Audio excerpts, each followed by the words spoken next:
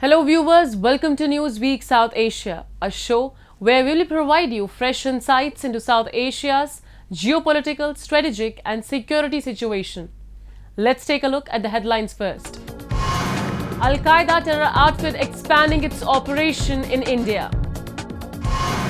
Pakistan-backed Khalistan supporters continue hate campaign against India. And Indian security forces foil infiltration attempt by terrorists in Jammu and Kashmir.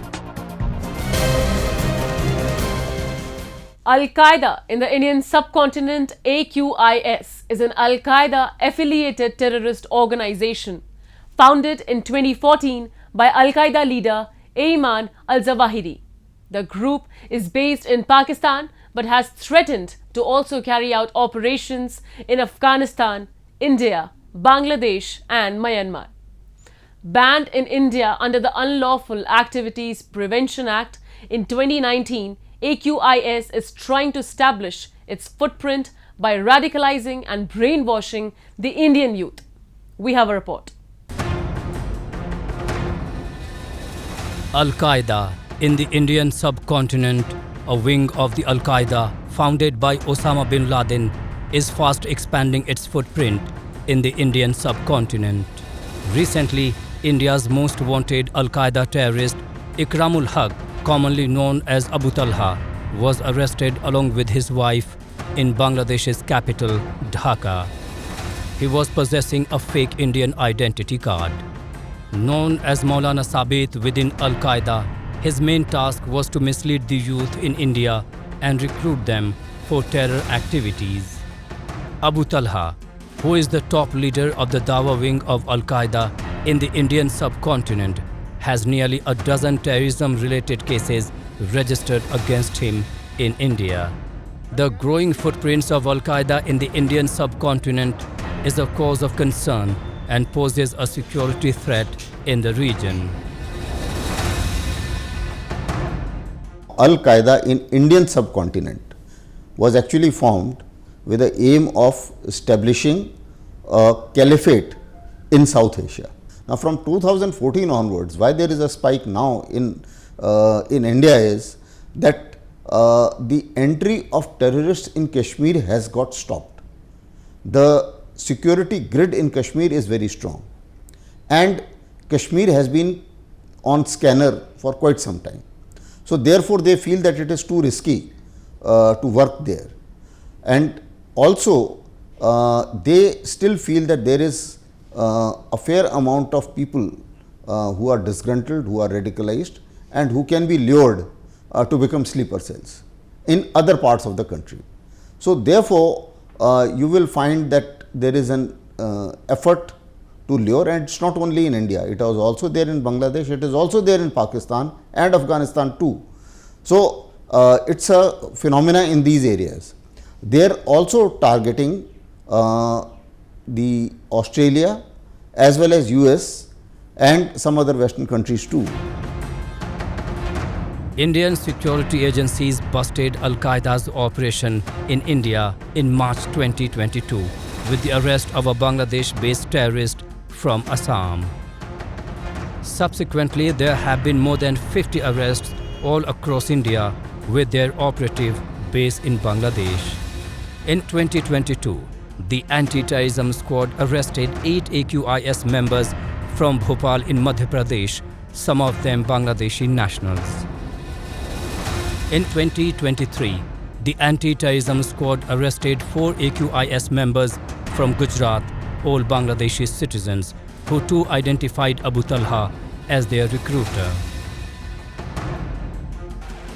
In countries like Pakistan, AQIS has carried out assassinations of Pakistani military officials and anti-Al-Qaeda bloggers, but it has yet to carry out a major attack on Indian soil. Experts believe these outfits are even engaged in activities like creating social unrest and conflicts among people of different faiths.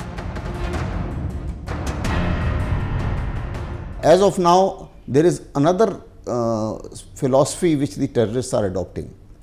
They are finding that killing 1 or 2 persons, it does not have that kind of impact if you can create a as compared to creating a social unrest in hinterland.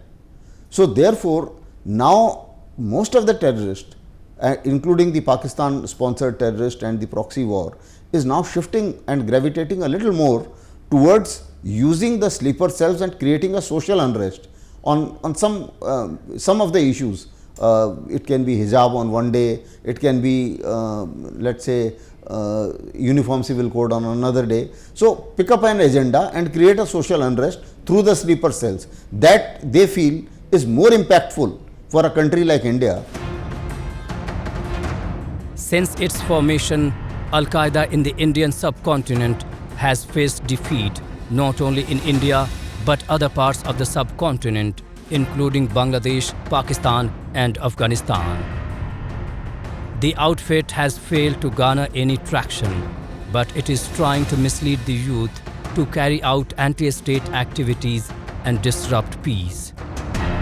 The security and intelligence agencies are now alert to thwart any attempt by the Al-Qaeda terrorists to disrupt peace in the region.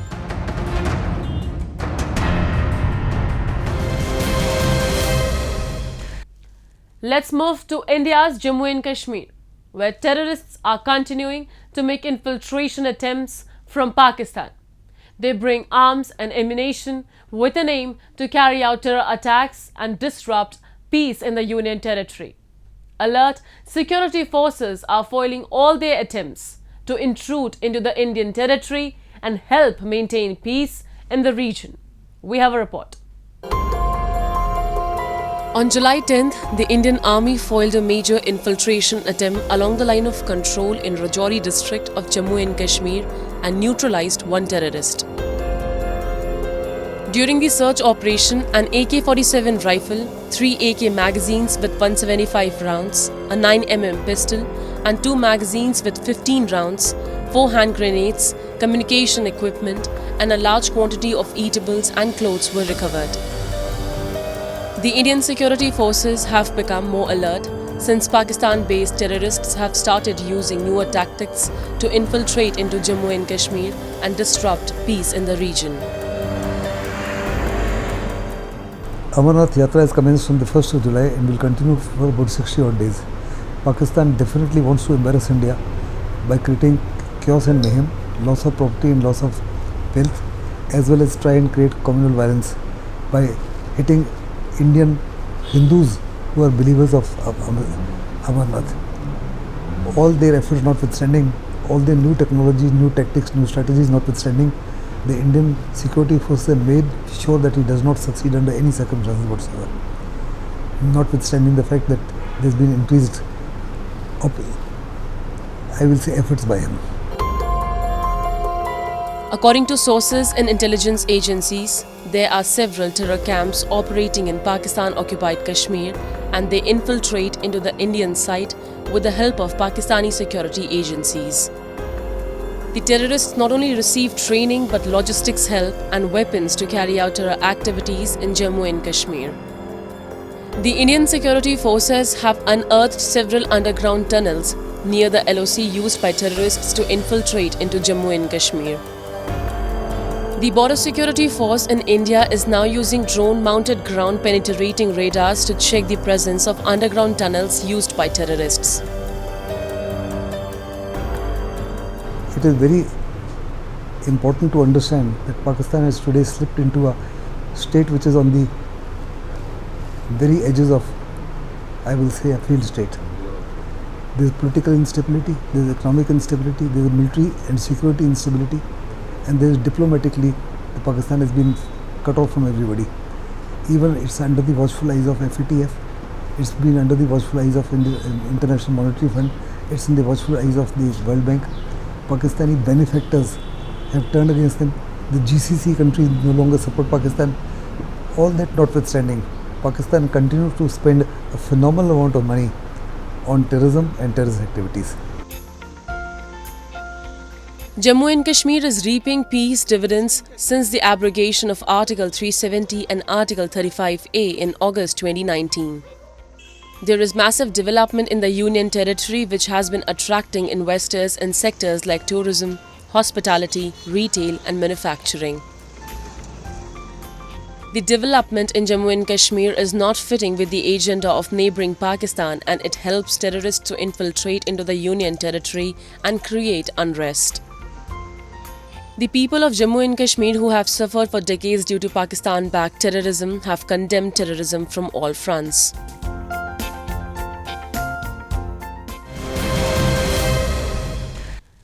A bunch of pro-Khalistan supporters who are settled in Canada, UK, Australia and the United States continue to run an anti-India campaign to raise a fake demand of Khalistan, a separate Sikh nation. They have now adopted violent means to run this hate campaign and have started threatening Indian diplomats in those countries. We have this special report. The Khalistan movement, one of Pakistan's brainchild, created to decimate India's image on foreign soil, still continues to flourish. They now blame Indian diplomats for the death of Khalistan Tiger Force chief Hardeep Singh Nijjar, who was shot dead in the parking lot of a Gurudwara in Canada's Surrey in June.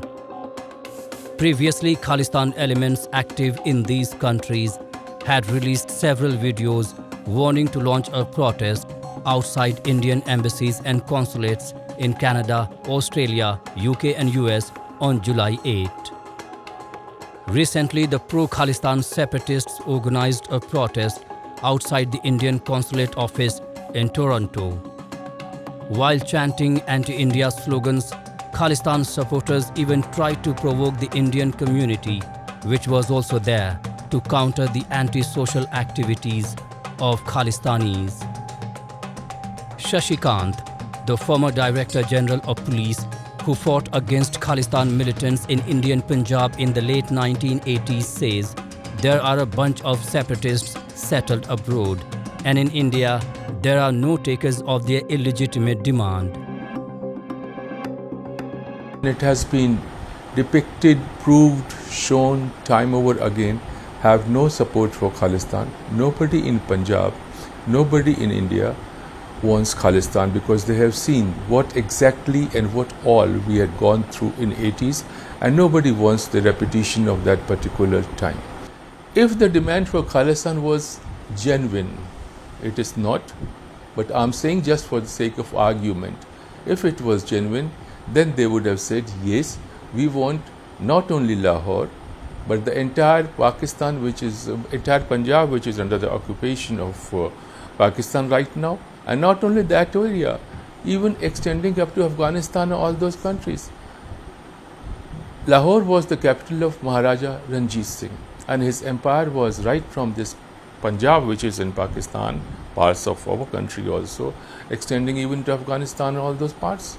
So yes, if they are not asking for that particular region, it proves by itself that yes, it is a demand, it is a game plan which is being played and nurtured by Pakistan itself, and they are trying to keep that territory away and just trying to create problems for us here in India. For a few months, the Khalistanis settled in the West have adopted violent means since after their so-called Khalistan referendum failed miserably. They are frequently holding anti-India protests, threatening Indian bureaucrats and attacking the Indian embassies abroad. It is a tactic by them to keep the Khalistan issue on the boil in those countries where they have taken shelter in the name of freedom of speech and expression. It also suits the agenda of Pakistan to demean India's reputation in the international community. Punjabi diaspora abroad is not a small segment, it's a massive section, and they are contributing all their might for the development of their respective countries where they are living. This particular segment, which is raising voices even abroad, are just a small little fragment of the entire section of diaspora living in all these countries, or maybe a respective country where they raise voice. And why do they raise their voice? They are raising this voice primarily on account of the monetary considerations. Monetary, money. ISI, certainly they are inimical to India, and they have said it a number of times that they want to inflict 1,000 cuts on India. They want India to bleed. But again, we are not bleeding. We are a powerful and we are a strong country. We are not bleeding at all. So they give money to these sections abroad. A section of diaspora abroad, ISI is doing it, as also a section of persons living abroad. I'm talking of 1 or 2 persons in the diaspora who have this kind of monetary power. Basically, in one word and one sentence, it is a money game which is going on abroad, because of which these persons, they just raise their voices once in a while.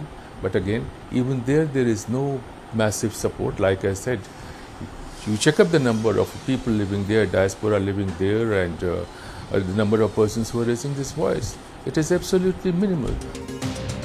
A small section of people who had migrated from Punjab over 3 decades ago has kept the Khalistan ideology alive with financial and logistic help from Pakistan's inter-services intelligence. But the Indian diaspora settled in these countries are standing tall to counter the fake propaganda run by a bunch of Pakistan-backed Khalistanis. Countries like Canada, the US, the UK and Australia, which have a substantial Sikh diaspora, currently take the Khalistan propaganda for granted. All while not realizing that letting Khalistani ideology propagate in the name of freedom of speech and expression can have harmful consequences for them in the future.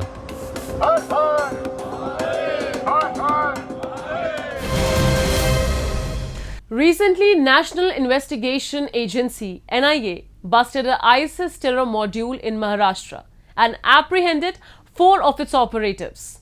Not only Maharashtra, the banned terrorist group is propagating terrorism in India and operating its terror operations in different states of the country, including states like Kerala and Karnataka. Today, we are joined by former Director General of Police of Uttar Pradesh, Dr. Vikram Singh, to speak on this issue. Welcome to the show, sir. In recent days, NIA has busted many hideouts of the ISIS operatives from different parts of the country. Do you believe that Islamic State poses threat to India's security? That would be an understatement to say that ISIS is posing a threat. It was a threat not only to India but to the whole world now. And yes, to India it has a special threat and of course figures in the topmost priorities of the ISIS. Therefore, it will be in the fitness of things to put the best foot forward and neutralize the ISIS cadres. How the modus operandi of ISIS are different from other terror outfits? There is a world of difference.